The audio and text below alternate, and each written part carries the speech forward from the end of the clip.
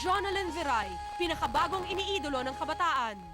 Pinoy Pop Superstar Grand Champion! Congratulations to Jonalyn Viray! Ang 15 taong gulang na singer mula sa San Mateo Rizal na si Jonalyn Viray ay sikat na ngayon dahil sa pagkakahirang niya bilang kauna-unahang Pinoy Pop Superstar. Unang sabak pa lamang niya sa talent search na ito ay nakitaan na agad siya ng angking talento at puso sa pagkanta. Nili namin siya dahil sa aming pakiwari, napakalalim ng kanyang interpretasyon ng kanta at napakaganda. It's Jonalyn.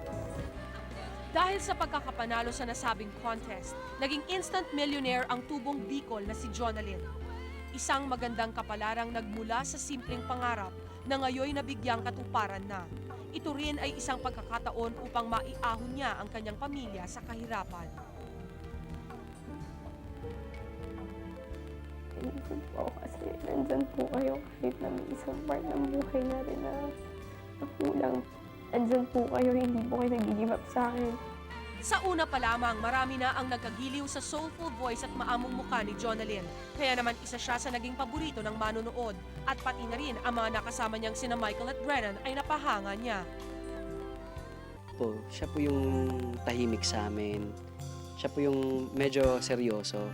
Seryoso siya sa ginagawa niya, sa pagiging, even sa song niya, pag may dapat pag-aralan na song, inaaral niya talaga. Hands down magaling si Jonalyn. Kasi iba yung yung tone ng boses niya. Pag kumakanta siya, pag bumibirit siya, ang sarap sa tenga pa rin. Hindi yung parang nakakarinig. Kumbaga, nakaka-relax pa rin. And andun yung power eh. Kinikilabutan ako pag kumakanta siya.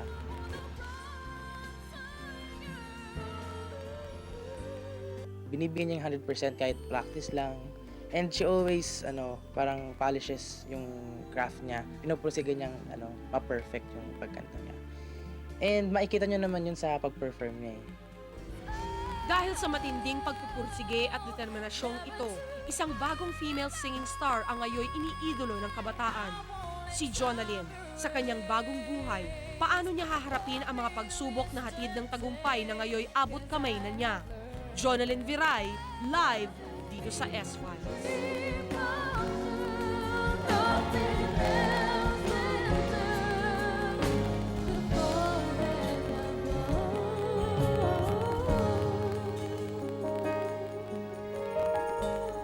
That I'll cherish from now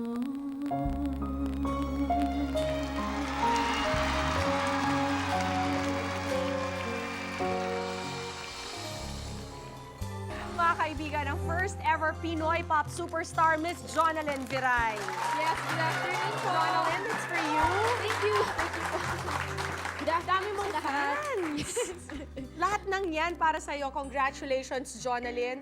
15 years old, multimillionaire. Paano nabago ang buhay mo ng iyong pagkapanalo? Malaki pong nabago talaga ng pagkapanalo ko sa Pinoy Pop Superstar. Talagang yung confidence ko po talagang lumabas. Kaya ko na pong makipag-socialize sa mga iba't ibang klase ng tao. Tapos, nakikilala din po ako ng maraming tao. At saka parang mas lalo ko pa pong naisip yung mga gusto ko pong maging sa future, yung mga Iba pang ambisyon. po namin, yung mga ambitions po namin. Parang lumawak po yung isip ko. Pero ito, Jonalyn, siguro ligyan dito sa kaalaman ng marami na merong isang tao na wala man sa iyong tabi noong mga panahong yon, lubos naman ang pagdarasal dahil ang iyong panaginip, ang iyong ambisyon ay ambisyon din niya para sa iyo. At ito ang iyong ina. Panoorin po natin ito.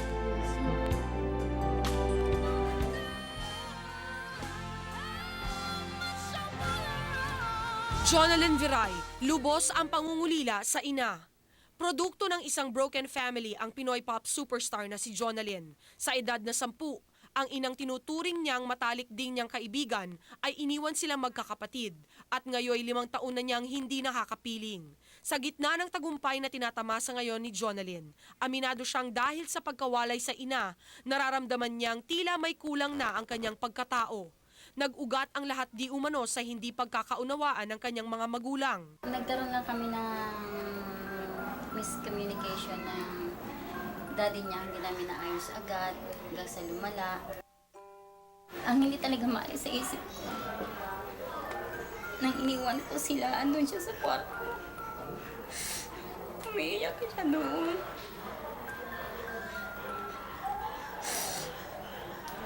Tapos, yung kapatid niya, naglalaro doon sa salas. Tapos yung daddy niya, umiiyak din. Napakasakit sa akin iwanan yung mga bata, pero pinilit ko yun. Mahal ko sila, kaya iniwan ko sila sa daddy nila. Kasi alam ko, kaya silang suportahan ng daddy nila sa pag-aaral nila. Masakit nga sa akin, pero wala akong magagawa eh. Nasa daddy nila ang kinabukasan nila. Tsaka yung kay Jonah, iniisip ko nga yung ganyan, kumakanta siya. Anong mangyayari sa kanya kung sa akin siya sasama, hindi ba? Sa loob ng halos 5 taon, sinubok ni Arlene Viray na makipag-usap sa kanyang mga anak, lalo na kay Jonalyn. Minsan, nagkita kami, pero hindi siya sumama. Nagpunta ako ng Maynila noon. Sabi ko, makikipagkita ako sa kanila. Ang nakipagkita lang sa akin yung kapatid ko kasama yung 2 anak kong lalaki, pero siya wala. Sa sulat lang, sinusulatan ko sila tuwing may pagkakataon na may pumupunta doon na Maynila. Sabi ko, pakidala tong sulat para kay Jonah. Hindi niya sinasagot. Basta importante sa akin, naipapadala ko yung mensahe ko sa kanya na mahal ko siya. Sa akin naman, naintindihan ko yun eh. Dahil ako may kasalanan nga.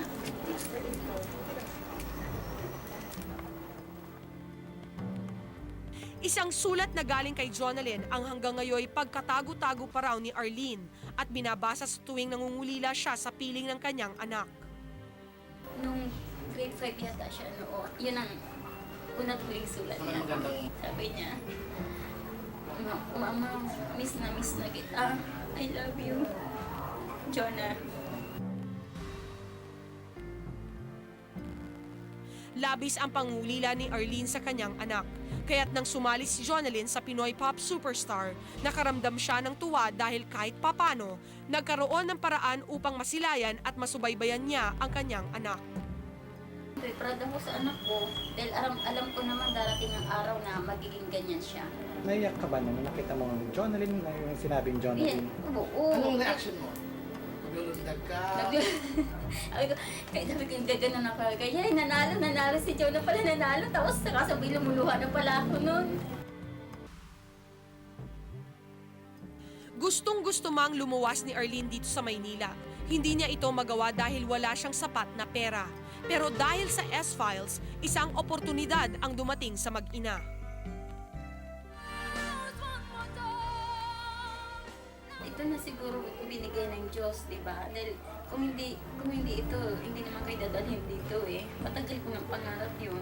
Na bala siya nang gumawa ng panaan kung paano kami magkikita ng anak ko.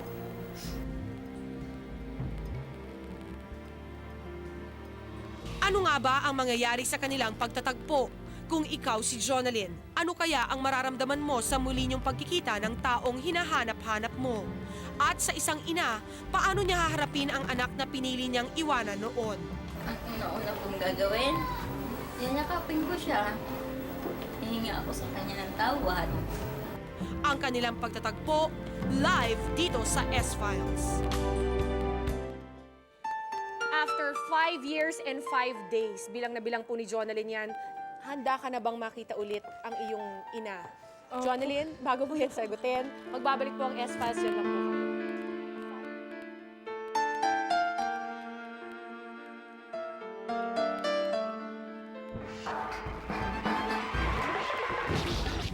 Attention.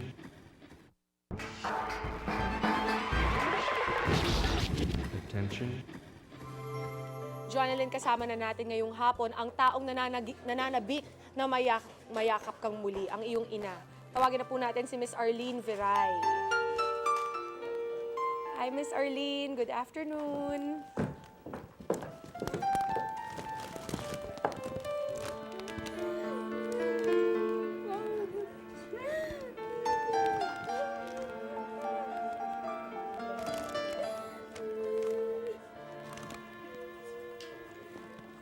Ma'am Arlene, baka gusto niyo po ng tissue. Ito po.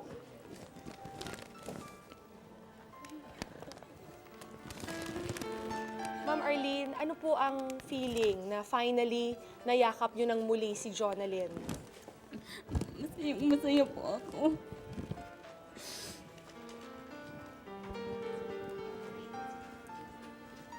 Jonalyn, now na nakita mo na ang iyong mommy, ano ang mensahe mo para sa kanya? At nagkayakap na kayo muli, nagkakita na kayo ulit. Ano po? Mama, sorry po kasi sa lahat ng mga text sa tawag niyo, ini-ignore ko po lahat. Finally, nandito po kayo sa akin. Sorry po talaga. Mahal na mahal ko naman po kayo eh. Ma'am Arlene, kayo po, ano po ang gusto niyong sabihin kay Jonalyn sa pagtanggap niya sa inyo ngayong hapon?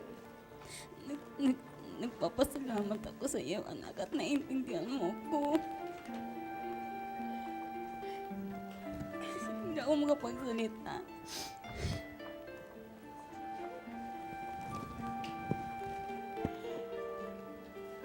Jonalyn, ano ang mensahe mo para sa iyong daddy? Daddy, andito na si Mama. Huwag kang magagalit kung kung paano maging close man kami. Daddy, hindi naman kita iiwan kasi alam ko, ikaw yung nagpakahirap sa amin na mapalaki kami, na mapag-aral kami. Ikaw lahat nag-asikaso sa amin. Tsaka Daddy, huwag po kayo magtatampo sa akin. Mahal na mahal ko rin po kayo. Ayun po.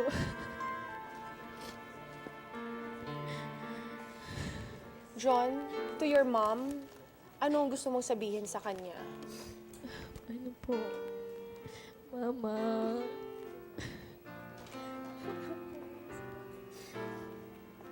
Mama, ano lang po. Ngayon po, nagkita na tayo. Parang ano din po, parang hindi rin po ako makapaniwala na andito nga po kayo. Na nagkita tayo ngayon.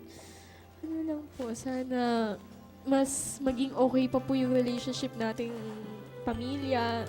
Sana po magkasundo-sundo na po lahat. Tsaka sana po, yun na po, sana mabalik talaga yung magandang pagsasama natin noon. Ate Arlene, lahat naman po ng pagkakamali ay natutuwid. Ano po ang plano ninyo para makabawi kahit kaunti sa 5 taon na hindi nyo pagsasama ni Jonalyn? Hindi ko po kasi masyado napag-isipan yun. Basta pinapangarap ko lang po talaga ang makita siya, makahingi ng tawad sa kanya at mayakap siya. Yun lang po. Sa tingin nyo ba, para po sa future ni Jonalyn ay hindi na kayo magkakahiwalay muli? Hindi ko po masabi.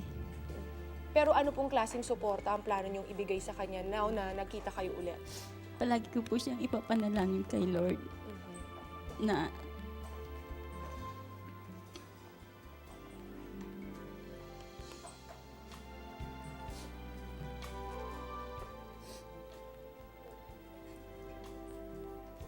John, during the Grand Championship, you sang to your fans, you sang for your future, at hindi ka pa namin naririnig na kumanta para sa iyong ina. Is there any special song that you would like to dedicate for her? At pwede ba naming marinig ang ilang linya mula sa kantang ito? Kung meron pong isang song na i-dedicate ko po sa mama ko, yun po yung Run to You, na lagi ko pong kinakanta din sa Pinoy Pop. Kaya po yun yung kinakanta ko kasi parang niisip ko rin po na para po sa kanya yun. Bakit Run to You? Ewan ko po kasi yung lyrics ng song, parang nakaka-relate po ako doon. I think para maintindihan namin lalo, can you sing us a few lines? Okay.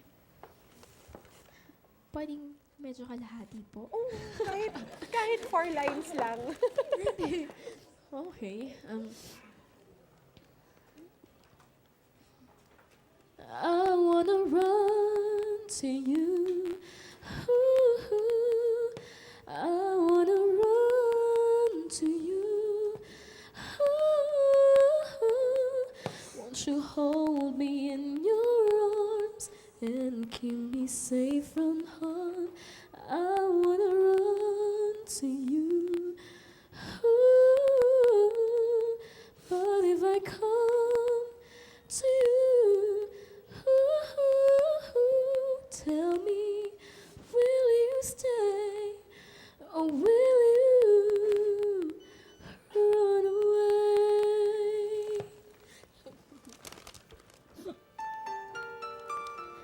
Thank you so much, Jonalyn. Thank you rin po, Miss Pia. Tsaka po pala, gusto ko rin po pasalamatan si daddy ko po. Nandyan po sa harapan ko. Parang nangingiyak-ngiyak na po siya. Ayun po. Daddy, thank you very much po sa lahat-lahat. Sa mga fans po na laging sumusuporta, na ayun po, during BPS po talagang hindi nila ako iniwan. Sa mga sa mga staff ng Pinoy Pop at saka po sa lahat ng programs dito sa GMA na napupuntahan po namin, maraming salamat po. Sa mga relatives ko po, sa mga fans sa Morong Rizal, sa Piudoran Albay, maraming salamat po. Tsaka po, syempre po, nagpapasalamat din po ako kay Lord kasi po siya po nagbigay sa akin ng lahat ng to, ng talent ko, lahat po ng nangyayari sa akin dahil po sa Kanya. So ang laki-laki po ng, ng pasasalamat ko sa lahat ng na-meet ko sa buong buhay ko. Maraming salamat po.